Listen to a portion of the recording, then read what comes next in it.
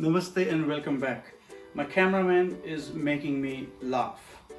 Anyways, so we are going to make vegetarian biryani today, and this is not going to be very authentic or very traditional. Reason being, we are not using any live coal or live wood underneath, but then it'll be tastier.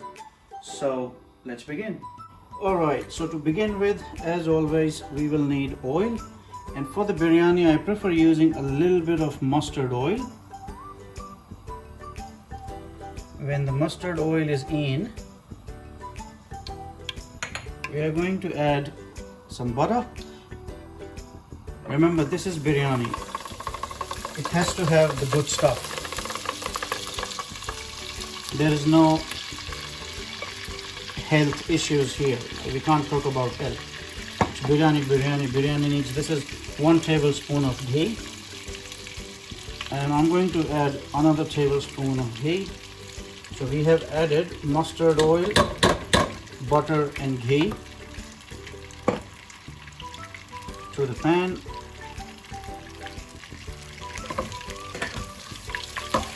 As the butter melts, we have to put our whole garam masala, which is, I've taken 2 sticks of cinnamon, some regular cumin seeds, some black cumin seeds called Shahi Zira.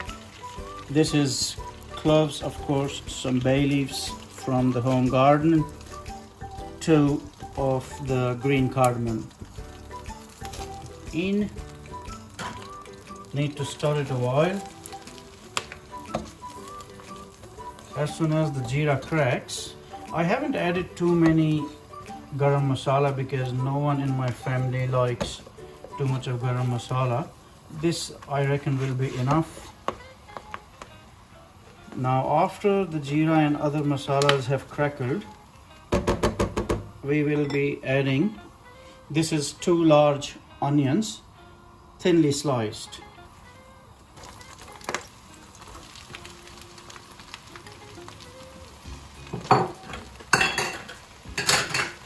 Okay, onions in.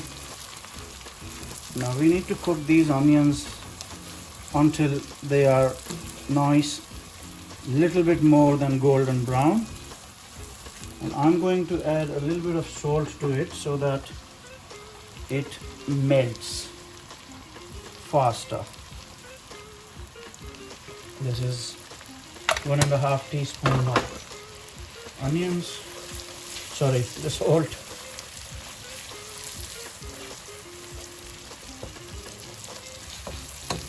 Alright, we have to let it cook for at least 5 minutes.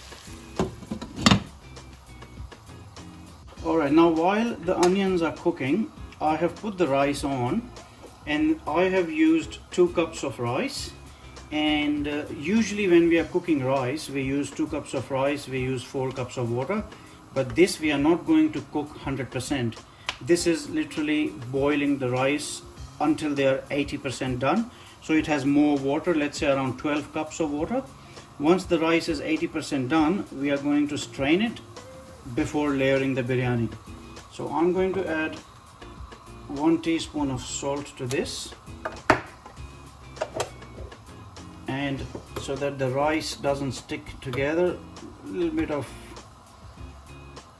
ghee, and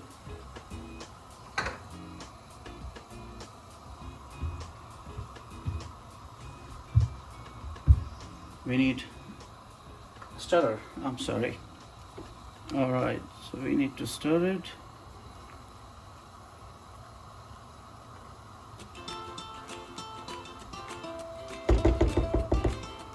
And let it cook. Right, now after 5 to 6 minutes, you can see that the onions have started cooking. They already have nice color. We have to give them another few minutes. Meanwhile, we'll check our rice. So coming to the rice here, it has almost cooked. I would say it's around 60 to 70%. Let's wait for another 5 minutes, and then we are going to strain it. We don't need the water. And while these 2 things are happening, I'm going to make a little raita to go with the biryani. Now I have already beaten thick yogurt, and I'm going to make a vegetable raita. So I'm going to add to the raita, I'm going to add some onions, cucumber, tomato, coriander and chili. After this, a little bit of salt,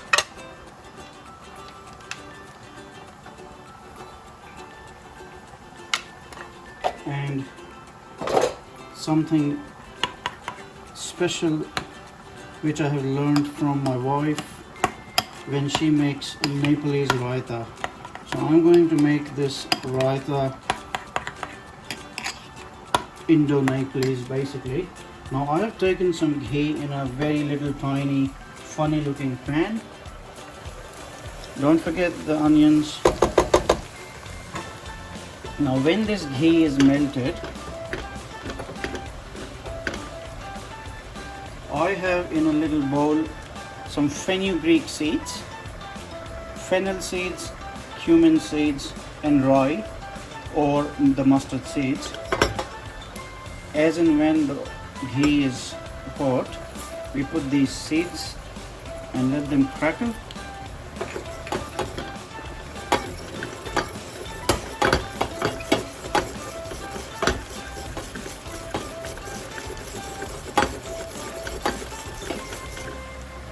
While that's happening, let's stir the onions once again.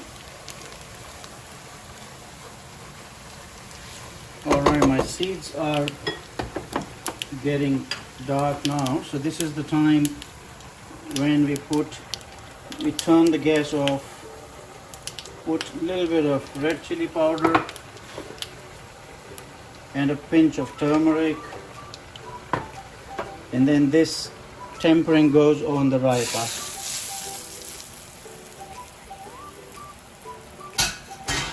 So this is going to be our raita with our biryani. And trust me, when you do this tempering, it tastes amazing. We'll mix it later on.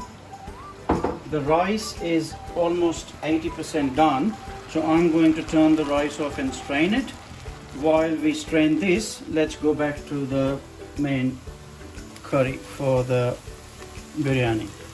Alright, the onions are perfect now, and this is the stage when we add 1 tablespoon of ginger garlic paste, which is a must in a biryani unless you do not eat ginger garlic. Stir it, cook it for 2 minutes,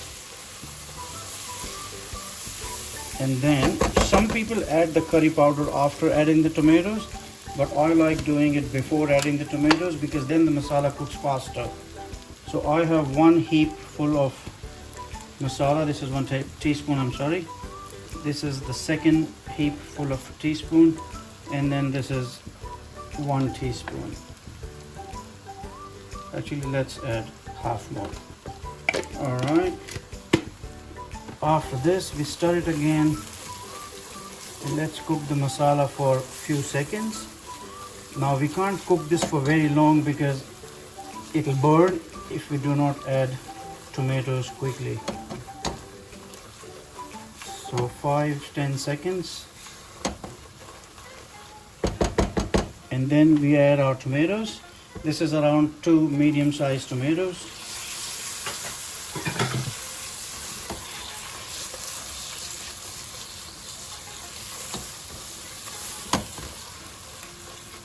Alright, now this will need at least 10 to 12 minutes of cooking. So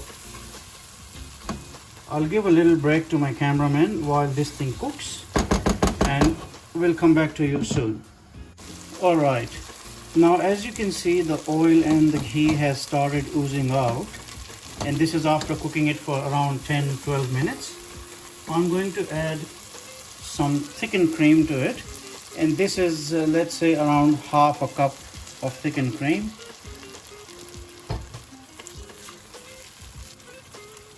After adding the thickened cream, I'm going to cook it for 2-3 minutes.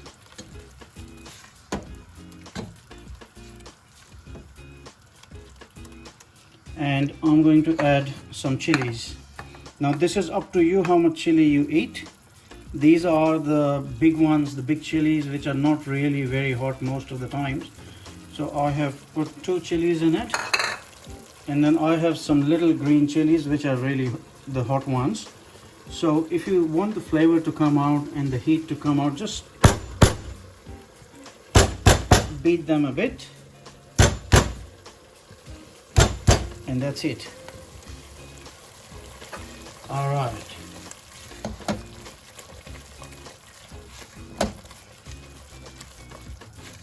As soon as this is done, I'm going to add my vegetables now.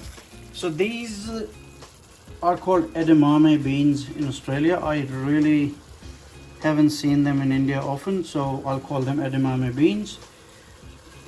1 handful, 2 handful of beans. We have lots of vegetables, so we are not going to put all of them. And then I have here some mushrooms, some green beans, cauliflower, and green peas. And the sweet corn, the baby corn, sorry.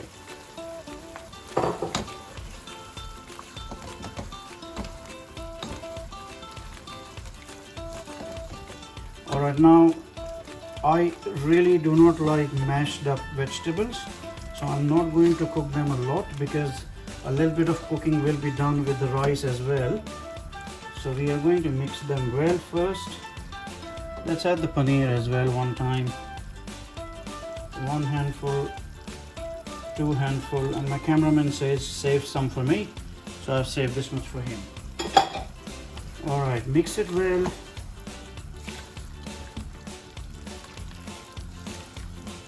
And I have 1 cup of very thick beaten up yogurt. I'm going to add this one as well. And in goes the yogurt. Mix it well. Trust me, if you make it this way, it will be very, very delicious. We make it very often and we all love it. Even my son, who hates vegetables, eats it. Cover it. We need to cook it for another at least 5 to 10 minutes. And once the oil oozes out, I'll let you know and I'll show you how to layer it. I forgot to show that I have already strained the rice. It's in a colander, and when I layer, I'll show you. Alright, now while this curry is being cooked for the biryani, I haven't covered it first of all, because if we cover it, everything will be just gone. You know, we don't want the vegetables to literally get crushed or, you know, melt away. This thing needs another 5 minutes or so. Meanwhile, we have the pan here where we are going to set the biryani. Now here is a trick. When a lot of people start setting the biryani, they put either the curry first or the rice first, but when they do that, it sticks to the pan, and we do not want our rice or the curry to stick to the pan. So for this, I have a trick. I'm not sure how many people use it, but I use it. So these are sliced potatoes. I haven't added any potato to the curry, but I'm going to lay these potatoes in the pan so that the rice and the sauce sits on them. And trust me, when you cook the biryani, when the final product will come out, these potatoes will be so delicious that everyone will want some. They go very crispy underneath and soft on top where the rice sits on them. Alright, so here is the layer of the potatoes. This will protect the sauce and the rice to stick to the pan. Now stir it once again.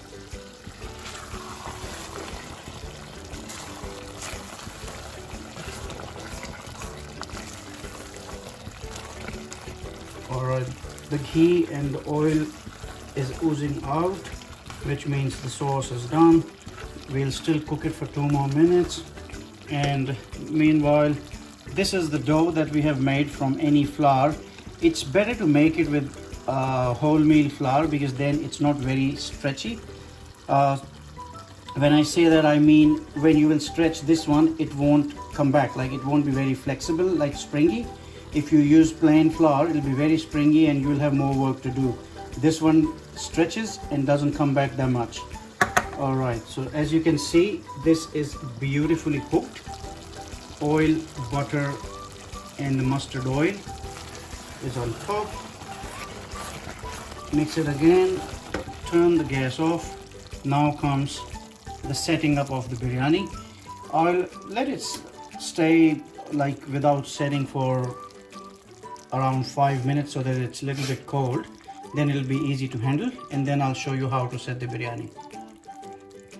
Right now the pan is ready for the biryani to be set. Now this is the only time when I reduce my flame to the lowest. Otherwise I like cooking on fierce flame. Start putting the first layer of rice. Just spread it all around. Make sure we spread it evenly.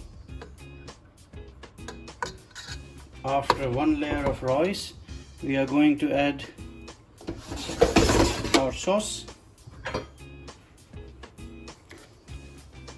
Alright, so it's nice when you spread it evenly. When you'll serve, you'll have a bite of everything. Now some people, when they cook biryani, they put the sauce and the veggies or the meat at the bottom and they just top it up with rice, which I absolutely do not like. I like my biryani in layers, and that is how the rice gets the flavor of everything.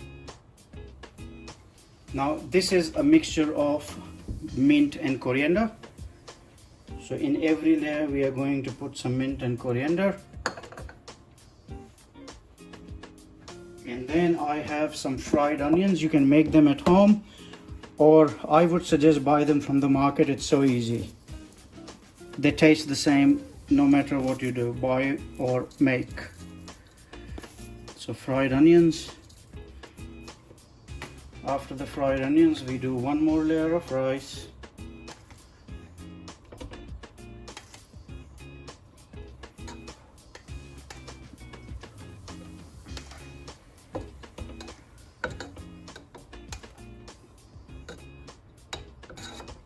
And after this layer, I'm going to add a little bit of saffron to it. Now this is optional. If you have, you add. If you do not have, you do not have to. It just makes it look good, and it's saffron rich. Alright, a bit of saffron. After the saffron, once again we put the sauce and the veggies.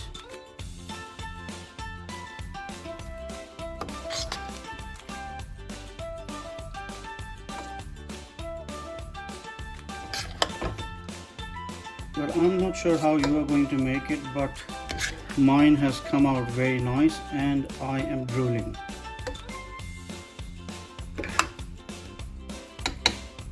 Okay, this is done.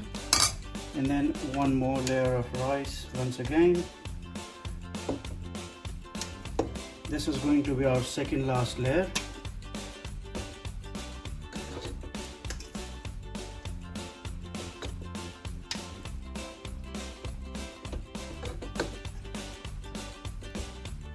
Okay, once again, mint and coriander.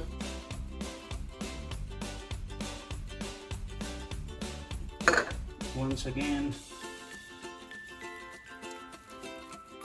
fried onions, and then 1 last layer of the rice.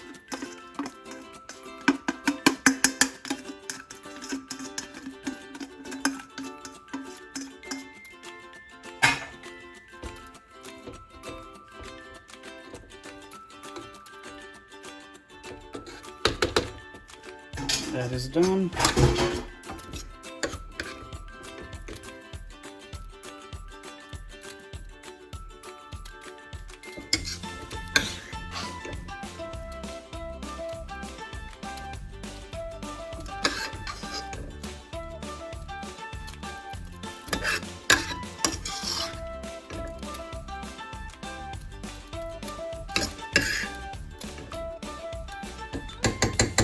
Okie dokie. Some more mint and coriander, and the last bit of our saffron.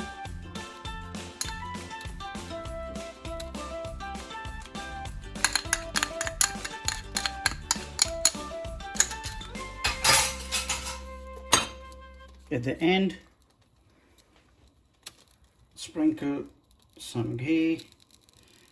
Once again, it's too much ghee, but then it's the ghee which will make it absolutely beautiful. Once this is done, we are going to lock it. And for that, we have our dough. Stretch it, roll it, do whatever you have to do.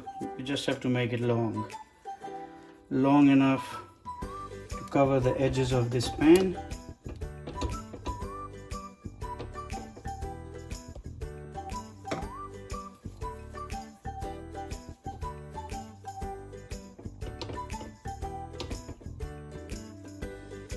And here we go.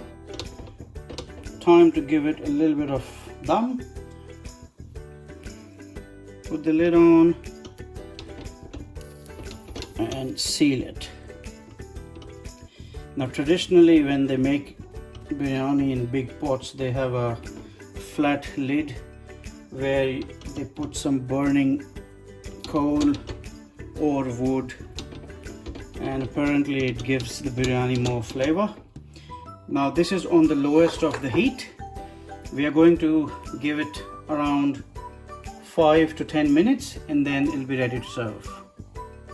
Alright, welcome back. After around 12 to 14 minutes, I've turned the heat off, and now we have to remove the lid.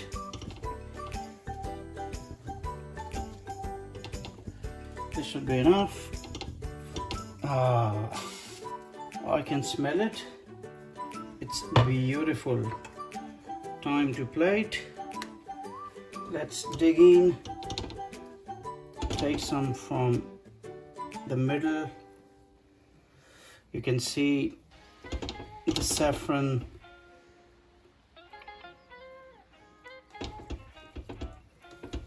The pieces of paneer.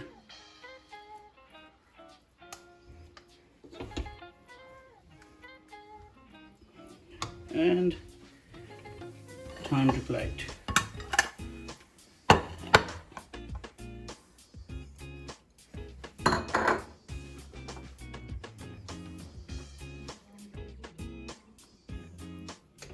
Okie dokie. Once again, coriander.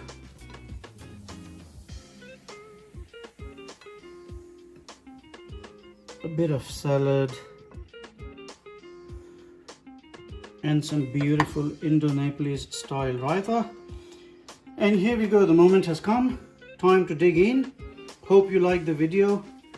Hope you'll try it. Trust me, it comes out very good. See you next time. Until then, keep subscribing. Bye bye.